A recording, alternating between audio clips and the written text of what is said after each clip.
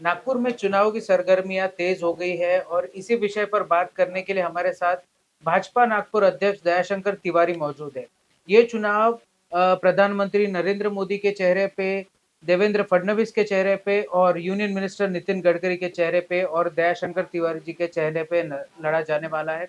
आइए बात करते हैं कि भाजपा इस चुनाव में क्या-क्या रणनीति लेकर जा रही है और क्या जनता से जुड़े हुए मुद्दे हैं जिनको लेकर भाजपा इस चुनावी मैदान में उतर रही है। सर बहुत-बहुत शुक्रिया वक़्त देने के लिए। सर सबसे पहले ये बताइए कि 2017 के बाद नागपुर में इलेक्शंस होने जा रहे हैं। इस चुनाव में क्या रणनीति है बीजेपी और क्या मुद्दे उठा रही है? भारतीय जनता पार्टी मुख्य रूप से अपने विकास कार्यों के आधार पर ही जनता के बीच में जाएगी। भारतीय जनता पार्टी का स्पष्ट कहना है, विकास हमारे लिए घोषणा नहीं, विकास ये हमारी कार्य की संस्कृति है। हमने जिन कामों की घोषणा नहीं की उन कार्यों को भी हमने किया है। अर्थात घोषणा पत्र हमारे लिए मायने नहीं रखता। दैनंदिन जीवन में आने वाली प्रत्येक समस्या को हम रिकॉग्नाइज करके उसका निवारण करने की दिशा में विकास के रूप में काम करते हैं। माननीय नितिन जी के नेतृत्व में, माननीय देवेंद्र जी के नेतृत्व में, साथ ही साथ में नागपुर महानगर पालिका में जो इतने वर्षों में हमारे इतने सारे महापौर हुए हैं, सबके नेतृत्व में जनता से जुड़ी हुई अनेक समस्याओं का निराकरण करने की दिशा में हमने काम किया है और उन्हीं विकास कार्यों के आधार पर हम लोग मतदान मांगेंगे। हम लोग देख रहे हैं सर कि किस तरीके से पानी का मुद्दा बहुत बड़ा मुद्दा बनते जा रहा है। लोगों के घर में साफ पानी नहीं आ रहा। उसके लिए बीजेपी की क्या रणनीति है और क्या रोड मैप है? अगर आप पुरातन काल की व्यवस्था देखेंगे और वर्तमान की व्यवस्था देखेंगे तो आपको जमीन आसमान का अंतर दिखाई देगा। हमने बहुत बड़े प्रमाण में शहर की पानी की लाइन को नूतनीकरण किया है, नई लाइन डाली है। हमारी जो पुरानी कास्ट आयरन की लाइन थी उसकी जगह पर हमने नई पाइपलाइन डाली है और जिसके कारण गंदे पानी की समस्या का बहुत बड़े प्रमाण में निराकरण हुआ है। एक मुख्य अड़चन जहाँ गंदे पानी की आती है वहाँ यही आती है कि अगर कोई व्यक्ति इलीगल कनेक्शन ले लेता है और इलीगल कनेक्शन लेते समय उसका कनेक्शन अगर कहीं सीवरेज के बीच में से चले जाता है तो वहाँ से वाटर कंटेमिनेशन का काम शुरू होता है और वो अनअसेस होता है, कारण वो इलीगल होता है, इसलिए ये अड़चन आती है। इसलिए जितने भी पुराने कनेक्शन पुरानी लाइनों से जुड़े हुए थे उन लाइनों के पुराने कनेक्शनों को डिस्कनेक्ट करके हम उस दिशा में काम कर रहे हैं और ये मैक्सिमम ऐसी अड़चन अगर कहीं आती है तो कंजेस्टेड एरिया में आती है। उस कंजेस्टेड एरिया में भी उसका निराकरण करने की दिशा में तेजी से काम चालू है। समता नगर की म्हाडा कॉलोनी में, नारा के पास में जो म्हाडा कॉलोनी है, वहाँ पे हमने देखा कि वो लोग एक बड़ा आंदोलन लेके एनएमसी पहुँचे थे, क्योंकि वहाँ पे सीवर लाइन पूरी चौक थी, वहाँ पे दलदल बना हुआ था। उसका निवारण कैसे हो पाएगा? देखिए वहाँ का जो परिसर है अविकसित लेआउट है और अविकसित लेआउट में काम करने के लिए जिस समय महाराष्ट्र के मुख्यमंत्री विलासराव देशमुख थे उन्होंने पूर्ण रूप से प्रतिबंध लगा दिया था। केवल प्रतिबंध लगाया था ऐसा ही नहीं, महानगर पालिका को तो उन्होंने बर्खास्त कर दिया था कि तुमने अविकसित लेआउट में काम कैसा किया। उन्होंने जीआर निकाल दिया मुख्यमंत्री के रूप में, महानगर पालिका के 99 नगर सेवकों को जेल में डाल दिया कि आपने अविकसित लेआउट में काम कैसे किया। महानगर पालिका की बर्खास्तगी का भी कारण यह रहा कि आपने गलत जगह पैसे का उपयोग किया। जो नागरिक महानगर पालिका के परिसर में रहते हैं, महानगर पालिका का टैक्स देते हैं और महानगर पालिका अगर उनको सुविधाएं नहीं देंगी तो हम जो टैक्स ले रहे हैं उसका औचित्य नहीं, इस दृष्टि से महानगर पालिका काम करती थी। विलासराव देशमुख के पत्र निकालने के बाद वो सारे काम रुक गए थे और वो काम आप कल्पना कीजिए कि 2000 से लेकर के 2014 तक रुके रहे। जब माननीय मुख्यमंत्री देवेंद्र जी फडणवीस मुख्यमंत्री बने, उनके मुख्यमंत्री बनने के बाद उन्होंने शासन के उस काले जीआर को रद्द किया और अनाधिकृत लेआउट में डेवलपमेंट के लिए महानगर पालिका को विशेष निधि दी और इतने वर्षों के बैकलॉग को समाप्त करने की दिशा में कदम उठाए गए। अब जो काम 14 साल तक रुका था वो पूरा का पूरा एक साथ नहीं हो सकता। उस दृष्टि से वहाँ भी विकास के काम चालू है। अमृत के अंतर्गत पीने के पानी की लाइन वहाँ डाली जा रही है और वहाँ भी सीवरेज का काम किया जा रहा है और आने वाले कार्यकाल में उन सारी बस्तियों में आपको विकसित कार्य दिखेंगे, इसमें कोई दो राय नहीं। मैं बड़ी विनम्रता से कहना चाहता हूँ कि आप जिस क्षेत्र की बात कर रहे हैं वो क्षेत्र नितिन राउत जी का क्षेत्र है। 2 बार पालक मंत्री रहे हैं और 2 बार पालक मंत्री रहने के बाद अपने विधानसभा क्षेत्र की समस्याओं का जो निराकरण नहीं कर सकता, उनसे ये प्रश्न पूछना चाहिए कि पालक मंत्री की हैसियत से आप क्या कर रहे थे, आप घर में बैठे थे क्या? कल्पना कीजिए, नितिन जी के किए हुए काम दिखते हैं, देवेंद्र जी के किए हुए काम दिखते हैं, चंद्रशेखर बावनकुळे पालक मंत्री थे उनके किए हुए काम दिखते हैं, तो नितिन राउत जब पालक मंत्री थे तो उनके किए हुए काम क्यों नहीं दिखाई देते? जिस तरीके से अभी हिवाळी अधिवेशन समाप्त हुआ, कई सारे अहम मुद्दों पर चर्चा हुई, लेकिन एक सबसे बड़ा मुद्दा ये था कि विपक्ष को बोलने नहीं दिया गया। विपक्ष का मानना ये है कि 1 साल से एलओपी का पोज़ीशन खाली है और उसको अभी तक बीजेपी या कोई भी वहाँ पे लीडर ऑफ ऑपोज़िशन बनाने नहीं देना चाह रही क्योंकि बीजेपी डरी हुई है। इसको किस तरीके से देखते हैं? अब देखिए, कॉन्स्टिट्यूशन में ये मेंशन है कि अपोजिशन लीडर बनाने के लिए, लीडर ऑफ अपोजिशन बनाने के लिए कितने सदस्यों की नितांत आवश्यकता। अब कॉन्स्टिट्यूशन में जो मेंशन है उसके अनुरूप ही शासन चलाना पड़ेगा। हम संविधान के विरोध में शासन चला सकते हैं? बिल्कुल नहीं चला सकते। और जो संविधान बचाओ आंदोलन करते वो कहते हैं कि हम संविधान के विपरीत निर्णय ले, तो संविधान के विपरीत हमें निर्णय नहीं लेना है, संविधान के अनुरूप हम निर्णय ले रहे हैं और किसी भी व्यक्ति को बोलने से नहीं रोका गया। अगर कोई व्यक्ति लीडर ऑफ अपोजिशन नहीं है तो क्या वो सभागृह में भाषण नहीं देता है क्या? उसका नैसर्गिक अधिकार है। उस राजनीतिक पक्ष के अनुरूप हर पक्ष को अपनी प्रतिनिधियों की संख्या के आधार पर टाइम अलॉट किया जाता है। अपोजिशन लीडर रहा तो एक व्यक्ति को ज्यादा समय मिल जाता है, अपोजिशन लीडर नहीं है इसलिए पार्टी के सब लोगों को बराबरी का समय मिलता है, उसका सदुपयोग उन्होंने करना चाहिए। एक और अहम मुद्दे की तरफ आपका ध्यान आकर्षित करना चाहेंगे। जिस तरीके से एक सिटिंग आमदार कृष्णा खोपड़े को धमकियाँ मिल रही है क्योंकि कृष्णा खोपड़े वर्सेस तुकाराम मुंडे काफ़ी बड़ा इश्यू बन गया। उसके अलावा नितिन राउत को भी धमकियाँ मिल रही है। तो क्या इसके लिए गृह मंत्रालय को कुछ संज्ञान लेना चाहिए कि सिटिंग आमदार को अगर धमकियाँ मिल रही है? मैं बड़ी विनम्रता से कहना चाहता हूँ कि तुकाराम जी मुंडे हुँ, नागपुर महानगर पालिका में आयुक्त रहे हैं और उनके आयुक्त के कार्यकाल में उनके विपरीत मैंने भी 7 घंटे का भाषण दिया। मुझे फोन तो नहीं आया किसी का, धमकी तो नहीं मिली, लेकिन सोशल मीडिया के माध्यम से मेरे छवि को मलिन करने की कोशिश उनके पूरे टीम ने मिल करके की थी। वर्तमान में भी वही परिप्रेक्ष्य है।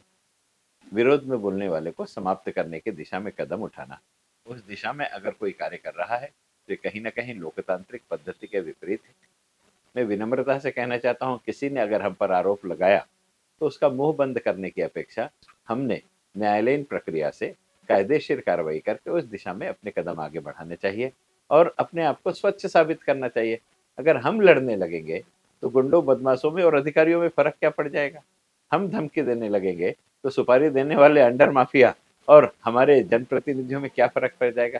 इस दृष्टि से तुकाराम मुंडे जी के प्रकरण में भी तुकाराम मुंडे ने विनम्रता से अपनी बात सामने रखनी चाहिए थी, प्रेस के माध्यम से सामने रखनी चाहिए थी, प्रशासनिक माध्यम से उसकी जांच करवा के परिपूर्ण निष्कर्ष पर पहुंचना चाहिए था, ना कि किसी को गाली देना चाहिए था, ना किसी को धमकी देनी चाहिए थी। ऐसा मुझे व्यक्तिगत तौर पे लगता है।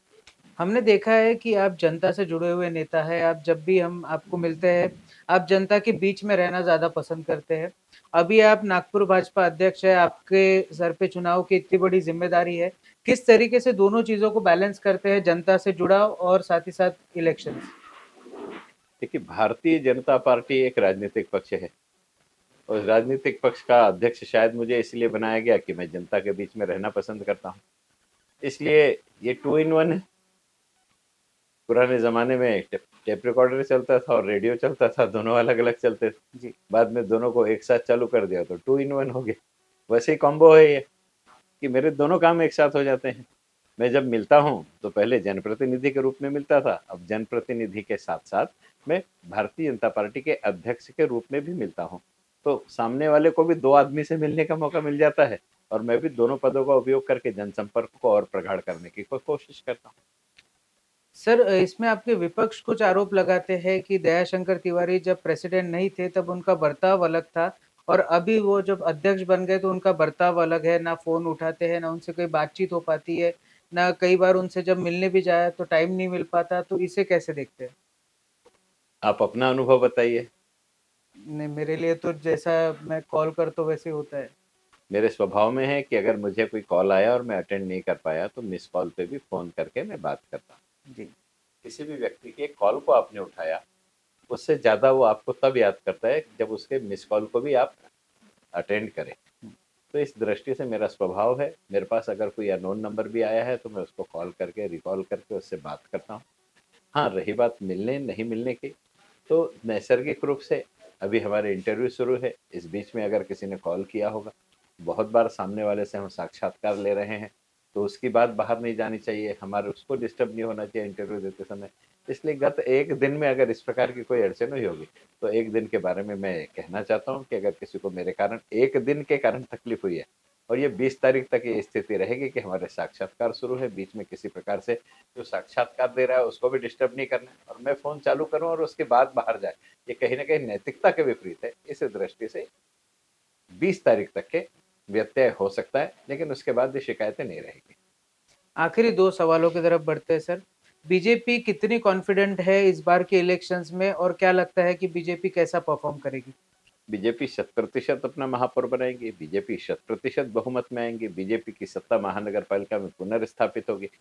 बीजेपी की पिछले समय 108 सीट थी, इस बार 120 प्लस का लक्ष्य लेकर के हम काम कर रहे हैं और जितने बड़े प्रमाण में जनता का प्रतिशत है, उसका ऐसा लगता है कि हम हमारा निर्धारित लक्ष्य को प्राप्त कर लेंगे। सर एक आखिरी सवाल थोड़ा कंट्रोवर्शियल हो सकता है। आपने कामठी का वो वीडियो देखा होगा फार्म हाउस वाला जिसको लेकर बीजेपी के ऊपर में बहुत सारे लांछन लगाए। क्या उसके बारे में कुछ स्पष्टीकरण आप हमारे दर्शकों को देना चाहेंगे? क्योंकि बहुत से बड़े-बड़े लोगों का नाम सुलेखाताई कुम्हारे ने लिया है उसमें। देखिए, राजनीति एक ऐसी जगह है कि जहाँ किसी के बोलने पर हम प्रतिबंध नहीं लगा सकते। मैंने वो वीडियो नहीं देखा है, इसलिए उस वीडियो पर तो मैं कोई कटाक्ष नहीं करना चाहता हूँ। लेकिन एक बात ध्यान रखना चाहिए कि राजनीति में किसी को भी आरोप लगाने से हम नहीं रोक सकते, लेकिन जनता ने उसकी तस्दीक करनी चाहिए, उसकी जानकारी लेनी चाहिए और सत्यता के दिशा में अपने कदम बढ़ाने चाहिए। इसलिए किसी एक व्यक्ति के वीडियो के आधार पर, किसी एक व्यक्ति के विचारों के आधार पर, किसी एक व्यक्ति के आरोप के आधार पर हम लोग किसी भी प्रकार से अंतिम निष्कर्ष पर नहीं पहुंच सकते। जाते-जाते अगर हमारे दर्शकों को बीजेपी की तरफ से आप कुछ कहना चाहें? आपने भारतीय जनता पार्टी को नागपुर महानगर पालिका के चुनाव में निर्वाचित करके दिया। मैं केवल इतना ही कहना चाहूँगा कि 97 में जब भारतीय जनता पार्टी जीती, तो 70 साल में यानी आज़ादी के 50 वर्षों में कांग्रेस के कार्यकाल में पीने के पानी के लिए केवल 6 पानी की टंकी थी। लेकिन आज 15 वर्षों से सतत भारतीय जनता पार्टी का शासन है, तो यह 6 पानी की टंकी बढ़ करके 124 पानी की टंकी में तब्दील हो गई। शहर को अगर स्वच्छ पेयजल मिल रहा है, तो भाजपा के नियोजन के कारण मिल रहा है। अच्छी सड़कें मिल रही है, तो भाजपा के नियोजन के कारण मिल रहा है। आवागमन अगर प्रशस्त हो रहा है, तो फ्लाईओवर के कारण हो रहा है।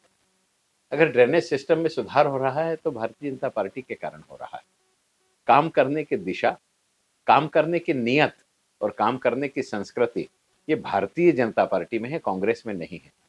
मैं ये नहीं कहता कि कांग्रेस ने काम नहीं किया, लेकिन आप कल्पना कीजिए कि 1943 में नागपुर शहर में ट्रंक लाइन डाली गई थी और 1943 के बाद अगर ट्रंक लाइन दोबारा डालने का कोई काम कर रहा है, तो उसके लिए माननीय प्रधानमंत्री नरेंद्र भाई मोदी ने अभी पैसे दिए हैं हमें सीवरेज सिस्टम को डेवलप करने के लिए। अर्थात आज़ादी के 75 वर्षों में शहर के बढ़ते व्याप के अनुरूप ट्रंक लाइन को परावर्तित करने के लिए किसी कांग्रेसी के दिमाग में बात नहीं आई।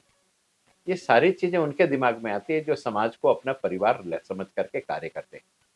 मैं सौभाग्यशाली हूं कि मेरा नेतृत्व चाहे नितिन जी के रूप में हो, चाहे देवेंद्र जी के रूप में हो, ये सारे लोग इस शहर को अपना घर समझ करके इसकी प्रत्येक समस्या का निराकरण करने की दिशा हेतु निधि का नियोजन करके समस्या का निराकरण करते हैं।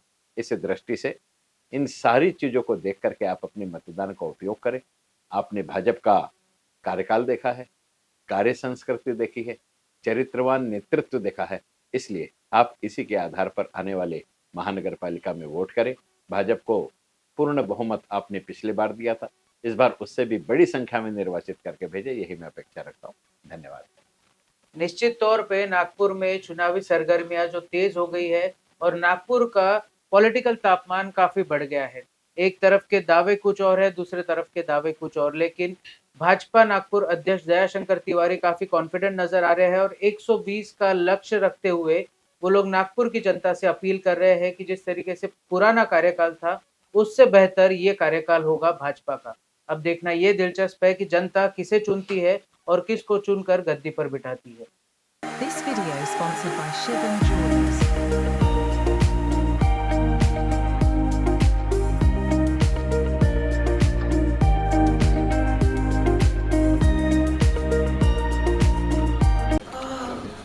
बॉस ने मीटिंग बुलाई। बाहर बाहर उठो बैठ। तकलीफ उठने बैठने की नहीं, तकलीफ बवासीर की है। बवासीर फिशर भगंदर पाइलोनियल साइंस का आयुर्वेद तथा आधुनिक लेजर से उपचार। कॉल या विजिट करें www.pilesfistulacure.com।